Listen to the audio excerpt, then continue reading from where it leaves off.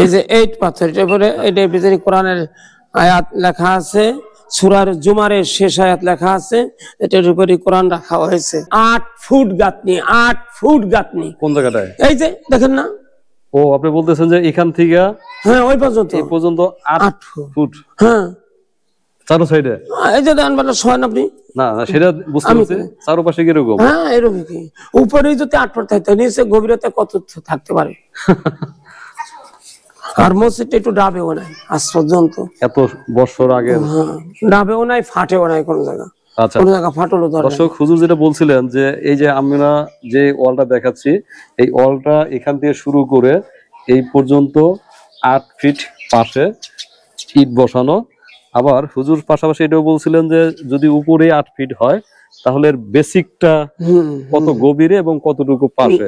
যেমন আমরা নরমালি যদি কোনো বাড়ি করি, যদি আমরা 5 ইঞ্চি ইট ব্যবহার করি তাহলে নিচে আরো বেশি ব্যবহার করি।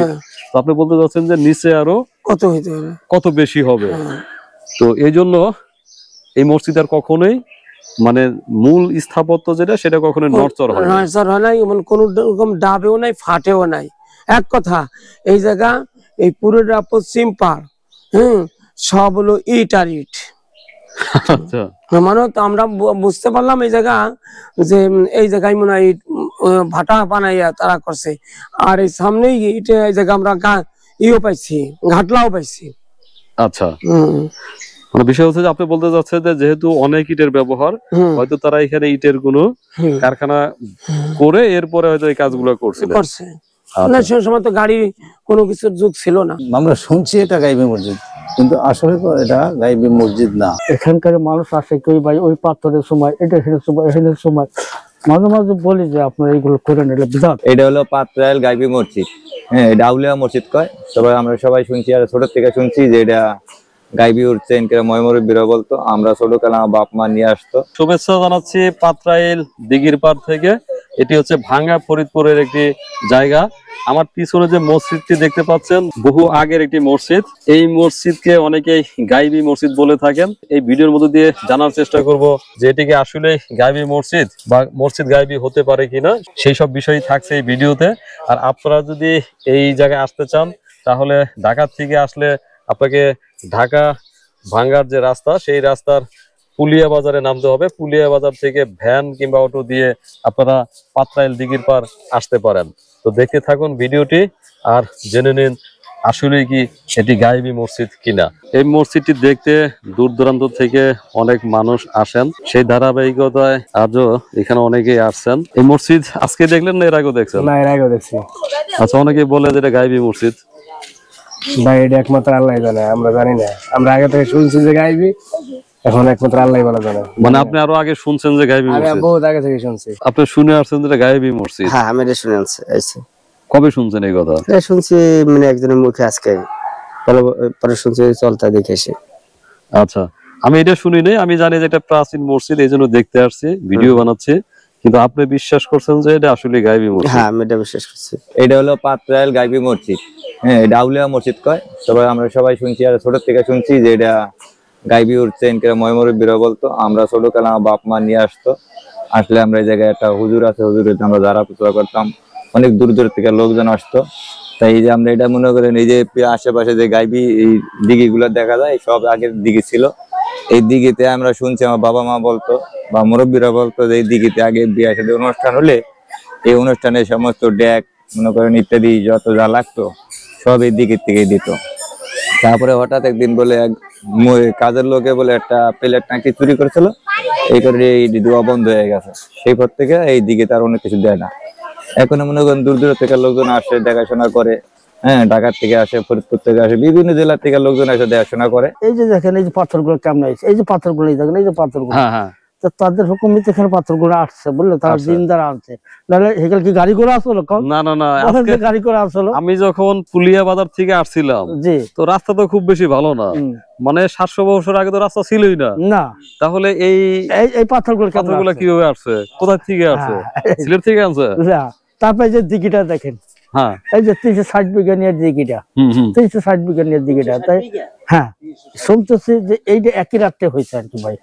এই যে 360 বিঘা নিয়ে এই রাত এই মসজিদ পিছনে আরেকটা পুষ্করণী আছে, আবার দেখেন এই যে একটা বিঘে 350 বিঘা নিয়ে ওই যে ওখানে আউলিয়ার ওই যে কবরটা আছে ওই যে মজলিস খান আউলিয়ার কবর এই জায়গায় দেখছেন এই যে তাহলে এই যত কিছু যা হয়েছে ভাই আমাদের এইটা মুখের ধারণা যে এটা গাইবি উঠছে।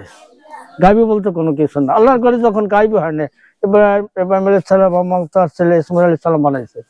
এইরকম এই যে বাংলাদেশে আরো অনেক এরকম মসজিদ এরকম মসজিদ আছে, সবই বলে গাইবি। গাইবি বলতে ওরকম আমি ভাই অনেকে প্রায় 22-37 বছর ছিলাম কাবা করে সাথে, সৌদি আরবে ছিলেন, কাবা করেছিলাম, নামাজও কাবা করে 35 বছর 35 বছর কাবা করার সাথে। এসব একটু জেট পর্যন্ত আমি জানি ভাই, কিন্তু এইসব মানুষের যত আলোকে এখানেও 5 ওয়াক্ত নামাজ পড়ে আলহামদুলিল্লাহ তাহলে মসজিদে। তা মানুষ বিভিন্ন রকম কথা, এখানকার মানুষ আসে কেউ ভাই ওই পাথরের সময় এটা এখানে সময় এখানে সময়, মাঝে মাঝে বলি যে আপনারা এইগুলো করে নিলে বিধাত। তারপরে এই কবরের ভিতরে সময় অনেক কিছু মহিলারা বিভিন্ন রকম করে। আমি একটু আগে দেখছিলাম যে এক ভদ্র মহিলা আসছেন ছাগল নিয়ে। হ্যাঁ ছাগল নিয়ে আসছে। সৌদি আরবে এরকম কোনো ই নাই? না না না, সৌদি আরব বলতে কোনো কিচ্ছু নেই আপনার। 360 জন আউলিয়া আসছিলেন, তার ভিতরে ইনি একজন মজলিস আব্দুল্লাহ খান আউলিয়া ওনার নাম। মানুষ মুরব্বীরা বলছে, সেই হিসেবে সঠিক আল্লাহ ভালোই জানেন, আমি জানি না সঠিক লেখা নাই যেহেতু। ওনার মাজার তো এই পাশে আছে। হ্যাঁ এই পাশে আছে। তো সেইখান থেকে ইতিহাসবিদরা বা সংস্কারকরা ভাবছেন যে উনি সম্ভবত এই মসজিদটি নির্মাণ করছেন। তাহলে উনার এই যে 360 আউলিয়া যে আমরা বলি, অবশ্যই তারা তো আমাদের দেশের না, তাহলে উনারা তো ইরান বা অন্যান্য দেশ থেকে আসছেন। তো সেই সূত্রে কি ওনার সম্বন্ধে কিছু জানতে পারছেন? না, ওনা ওইরকম ভাবে বইতে লেখা নাই। দাদা ওই সময় 700 বছর আগে আমাদের বাংলাদেশের সময় লেখাপড়ার কোন যুগ ছিল না। শাহজালাল শাহপরান প্রতিষ্ঠিত ছিল, ওইগুলো ওইভাবে করে রাখছে, কিন্তু এই জায়গা ছিল অবহেলিত। এই জায়গা কোনো জায়গা লেখাজোখা মানুষ সময় চলাচল ছিল না, রাস্তাঘাট ছিল না, মিডিয়া ছিল না, এই জায়গা আসে নাই, এভাবে কোনো প্রচার হয় নাই। আচ্ছা, আর এই যে সামনে যে একটা মাজার দেখলাম আমি বা কবর দেখলাম, এটা একটা পাগড়ি জায়গা থাকতো, ওই 50-60 বছর আগে থাকতো। সেই সময় জায়গাটা এত উজ্জ্বল ছিল না। মানে আপনার বাবা যখন ইমাম ছিলেন তখন হয়তো উনি মারা গেছেন। আপনার বাবা দেখছেন? হ্যাঁ আমার আব্বা দেখছেন। আর এই যে দিঘিটা, এই দিঘির সম্বন্ধে কি জানেন? মানে দিঘিটা মোটামুটি এখন এই যে 4টা পার গ্রাম হয়ে গেছে, বাড়ি ঘর দর হয়ে গেছে, এখন রেকর্ড আর স্পোর্টস হয়ে গেছে। এখন এই যে খোলে যা আছে সেটাই এখন সরকারি ভাবে আছে। হ্যাঁ, লোহা ছাড়া, লোহা নাই, গম্বুজে কোনো লোহা নাই, কোনো লোহা নাই। না না, এই যে এটা এই যে পরিষ্কার আছে, এটা দেখেন। এই ফ্যান কি আপনি এসে পাইছেন না? না, ফ্যান আমরা মসজিদ কমিটি থেকে পরে করছেন। হ্যাঁ, মসজিদ কমিটি থেকে করছে। কারণ তখনকার যে কাজ ছিল ওই সময় কিন্তু ওনারা এইভাবে তৈরি করতেন না, যেহেতু ওই যে উঁচা করে দিছে ঠান্ডা, এই যে আলো বাতাস আসার জন্য দরজা লম্বা করে দিচ্ছে, উঁচা করে দিছে।